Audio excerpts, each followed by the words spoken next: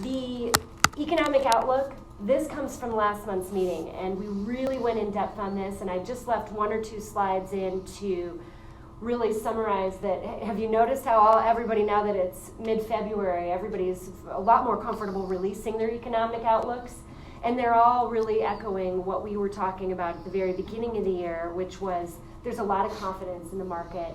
Nobody thinks anything crazy is happening, of course, barring unforeseen events. And the economy is on fire and unemployment is low, and when you have jobs, that really helps housing. So we do have another good year and another really hectic year ahead of us. For those of us who are working in real estate, it seems like it's going to be another hectic year. Lawrence Yun is an economist, and he was saying supply is needed, calling for supply. And then somewhere in here we talked about the question of affordability and how long that can sustain in the face of rising prices and rising rents, where wage growth has not been keeping up. And so I don't know where the backlash will come, but if it will come, but I think that's just something to watch, is overall affordability. And as you hear complaints of affordability from people who live in Boise and surrounds, you start to hear you see tenants organizing and calling for more rights, and you see a lot of things like that, just a general sign that people are getting squeezed. So nationally, this is a slide I had presented last month showing where Idaho compared with national trends, because we've always considered ourselves a more affordable market. And is that still true? The median home price has gone up a lot in Ada County and Canyon County over the last years, as you'll see. And so we are the nationwide inventory is stressed as our inventory. There's a little more supply nationwide. And we're not one of the most affordable markets like we once were. From an investing perspective, our cap rates are still better than California. But apparently by your laughter, that's not saying enough, not saying what you want to hear, but yeah. So what do we have for duplexes and fourplexes? Again, inventory is the lowest in over 4 years.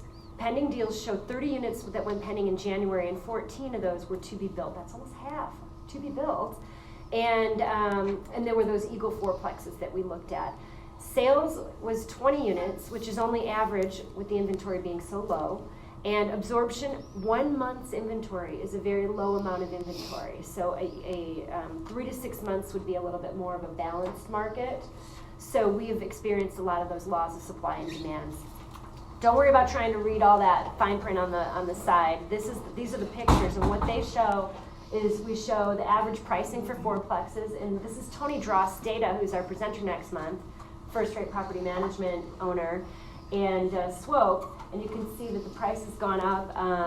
Days on market in January was 6. Now, there were only 3 sales, so that's not a huge amount of data, but only 6 days on market for fourplexes. Idaho has more fourplexes than other places. When you're looking at those 90s or newer fourplexes, that's a product that I get a lot of people asking me for help to buy, and it's been hard to help them. We've had to stay on top of it, and there's been bidding wars like crazy out there on those fourplexes. As a result, the average price has gone up to over $600,000, and the gross rent multiplier has gone up, which means a slightly less favorable event, but only by a couple points. The 6-month average went from 150 to 151, 152. And the cap rate went down to 4.79 in January with a 6 months trailing cap of just barely over 5. So the price per unit is up to a little over 150. So when you're analyzing these deals, there's some really easy metrics to look at, and when you're looking at the price compared to what the rents are, that's your gross rent multiplier, or a price per unit, and we've seen these numbers climbing. But rents also have gone up, which has helped keep our cap rates from falling lower than they have. And this is everything that's active in the fourplex market in both Canyon and Ada County. And what we're seeing is 5 active, that's really actually only 4 active in Ada, and maybe 8 or something in Canyon County, where several of those are to be built. Of these, if somebody is looking for a fourplex, I've circled around on one that I didn't think seemed awesome, and I realized that the listing was just a little bit confusing. And so I think this Pamela's Loop fourplex in Nampa is hard to, I've been misjudging it for quite a while, and I'm ready to get behind that one. A lot of times it's the process of elimination. Why not buy something? And so I've finally come around to going, okay, if somebody's interested in that, I've got enough information now that I can support that decision and not say, no, turn around, run like heck. And this Boise, one of these is actually a contingent, so it didn't even really hit market. And then this Cloverfield here started at $695,000, and the rents are lower than what we're seeing at some of these other ones that are lower price. So they were just pushing the limit a little high on that ceiling and the price point. They found it, and so they've had a price decrease. Others have priced at about $595 or low sixes, and they've gotten bid up to $640 or so. We've seen in some cases. And then, of course, this $850,000 brand new one. So, with a funky floor plan. With all of these fourplexes in the Idaho and the Boise and the Treasure Valley market, our greater than 4 units are low. There's not a ton of inventory. However, there's 3 on the market right now in all of Ada and none in the market in Canyon. So 3 total. And we're looking at the State Street is $2.6 million. This was on the market just barely last month. And those are 3-bedroom, 2-bath, 1-car garage units with access to some resources and amenities. Resources and amenities have been a big thing we've seen lately in the new builds to support those higher construction prices. And they're talking about market rents at $14.95. With new builds, you always got to be careful and make sure they're really getting those market rents before we write them and ink them into our numbers. This Garden City community is 12 single-family homes, and they're detached, and they're 1 bedroom but with a loft and a decent amount of square footage, so they're closer to 2 bedrooms. And those were going for, what was that? $4.5 million for the 12 of those. Yeah. And then the pinwheel design fourplex. Do you all know what those are in terms of how they are set up? What makes a pinwheel fourplex somewhat desirable is everybody has a door facing a different direction. So there's 4 sides to the building, and each side has a door. So you've got a little bit more of a private entranceway area. And there's a lot of those that have been designed in this valley. They've been very popular. It just gives a little bit more of a single-family home type of feel. And so, yeah, those are 2-bedroom, 2-bath, average amount of square feet, 46 fourplexes. And so far they haven't found a single buyer for all 46 fourplexes at $30 million and some change, or suddenly change gets bigger. So single-family homes, now that we've got this record high median price, $363,000 is the latest average median price of homes in Ada County. And so it's a lack of supply that's driving that up. But there's also something else. Because there's no supply, more and more people are moving toward new build properties. More and more investors are moving toward new build properties. That's been the story. That's been what's happening. And so when more and more your purchases are new builds are more expensive. New builds have to support the price of construction. So that's going to help drive up that median price point. And it is indeed helping solve a supply issue. So we're glad that there's new construction to be had. And yeah, the 40.2% of all sales was new construction in January 2020, which was 8% higher than January 2019. So that new construction market segment is really getting more and more significant. When you look at Canyon County and Ada County next to each other, Canyon County is not as drastically high anymore. I mean, it's gone up, but there's just a disparity there. And what's up with the Canyon County new construction? What we've seen is in January 2020, there were 108 deals. Of the 300-some deals were new construction, whereas last year it was 70 of the 276 deals in January were new construction. So that percentage of new construction in Canyon is also increasing. And the median pricing that I have there is what is the median price of new construction in Canyon County? And that is now at just under 300,000. And last year it was at closer to 280. So your new construction prices have gone up, not quite as drastically in Canyon.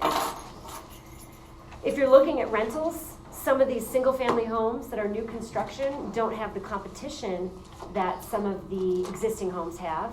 And they do make pretty nice rentals. You've got a 1-year warranty, you've got no repairs. Hopefully they're treated more nicer because they're newer. And so we've seen more and more folks looking at those for rental properties as well, these new construction properties. So in general, what is the rental market doing? How is the rental market reacting to what's going on? We've talked about purchases, duplexes, fourplexes, single-family homes. Rents are high, seasonally lower, but we see that. And that helps fill the rentals and the vacancies quicker in the off-season. Vacancies are low, and they stayed low during that seasonal slowdown, which is a good sign of a strong, healthy rental market. So maybe the rents weren't quite as high in December, but the vacancies stayed low, so people got them filled. And then in spring and summer, First Rate Property Management is projecting to have a really strong rental market, another strong rental market. And overall, rents are increasing and vacancy is anticipated to stay low.